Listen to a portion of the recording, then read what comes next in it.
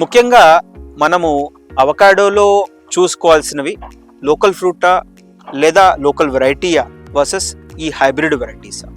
నమస్కారం, నా పేరు doctor Srinivasarao Madhavaram, Deccan exotics farm, Sangareddy, Hyderabad. So local వెరైటీకి హైబ్రిడ్ వెరైటీస్కి డిఫరెన్స్ ఏంటి? దాదాపు 98% మందికి మనకి అవగాహన వెరైటీస్ పైన లేదండి.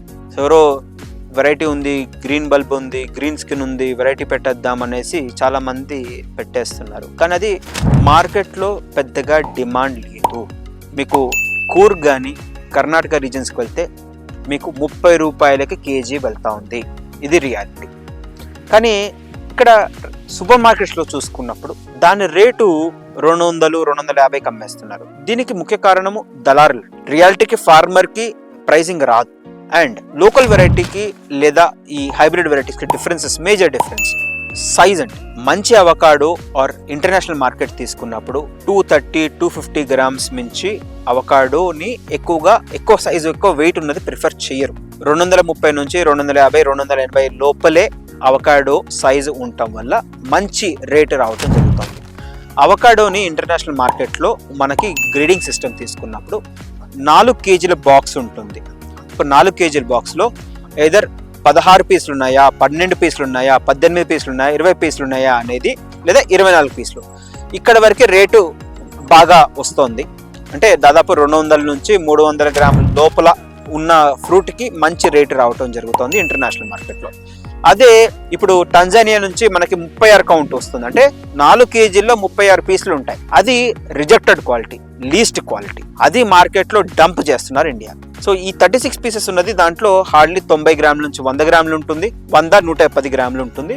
సో దీంట్లో చూసుకున్నప్పుడు స్కిన్ తీసేస్తే పల్ప్ రికవరీ చాలా తక్కువ ఉంటుంది. ఇది లీస్ట్ గ్రేడెడ్. అది మనకి ఇప్పుడు ప్రస్తుతానికి మార్కెట్లో అవైలబుల్గా ఉన్నాయి తక్కువ రేట్లో. Imported varieties compare to Indian varieties తీసుకున్నప్పుడు సైజు 400 గ్రామ్స్ 500 గ్రామ్స్ ఉంటాం. అదే రైతులకి పెద్ద సైజు ఉంది, ఎక్కువ రేట్ వస్తుంది అనుకుంటారు. కానీ అది తప్పండి.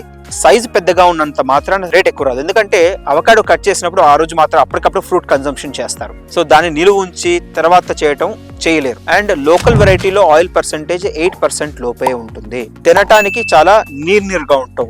ఎక్కువ పండింది అనుకోండి, బాగా నీరు వచ్చేయటం, నీరు వదిలిపెట్టేయటం, అండ్ చెట్టు పైన ఎక్కువ రోజులు ఉంటే మక్కి కింద పడిపోవటం, పండుగ సమస్య, స్కిన్ చాలా పల్చగా ఉండటం వల్ల ఈజీగా డ్యామేజ్ అయిపోవటం, ఎక్కువ రోజులు ఉండకపోవటము, రవాణాలో చాలా ఇబ్బందులు రావటము, ఎక్కువగా ప్రాబ్లమ్స్ గ్రీన్ స్కిన్ వెరైటీస్ తో చూస్తూ ఉంటాం. అండ్ ఆయిల్ పర్సెంటేజ్ చాలా తక్కువ. దీంతో మనకి అవకాడో యూజువల్ గా మనం చూసేది దాంట్లో ఉన్న ఆయిల్ పర్సెంటేజ్, ఆ బటరీనెస్, ఆ క్రీమీనెస్ అండ్ ఆ టేస్ట్ ని మనం మేజర్ గా చూస్తాం. ఇప్పుడు మామిడిలో మనం చూసేది కండ, దాని గట్టితనము, షెల్ఫ్ లైఫ్, తీపితనం, నిలుగును. సో సేమ్ గా అవకాడోలో కూడా. అండ్ ఈ ఇంపోర్టెడ్ వెరైటీస్ తీసుకున్నప్పుడు హైబ్రిడ్ వెరైటీస్ ఎస్పెషల్లీ హాస్ లో ఇక్కడ ట్రయల్ చేయడం జరిగిందండి.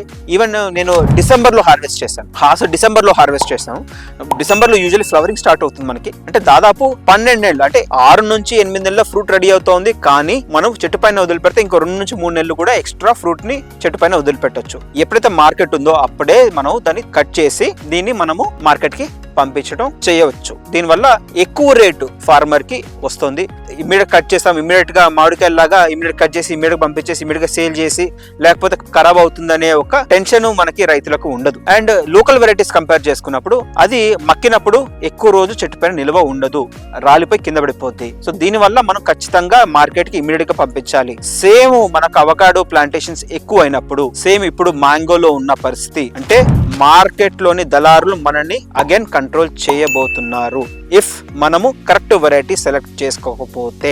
వెరీ ఇంపార్టెంట్ పాయింట్ మనము చూడాల్సింది. దీంతో పాటు ట్రేడర్ పరంగా మనం ఆలోచించినప్పుడు లేదా రైతుగా ఆలోచించినప్పుడు ఎక్కువ ప్రొడక్షన్ రావాలి, తక్కువ డిసీజెస్ ఉండాలి, ప్లస్ ఎక్కువ రోజులు చెట్టు పైన ఆపగలగాలి, డ్యామేజ్ తక్కువ ఉండాలి, దీంతో పాటు నిలువు గుణం ఎక్కువ ఉండాలి. ఇవి మనం చూస్తూ ఉంటాం. అండ్ ట్రేడర్ చూసినప్పుడు దాని easy storage, easy transportation, size medium size రావటము, నిలువు గుణం ఎక్కువ ఉంటాము, మార్కెట్ డిమాండ్ ఎక్కువ ఉంటాము.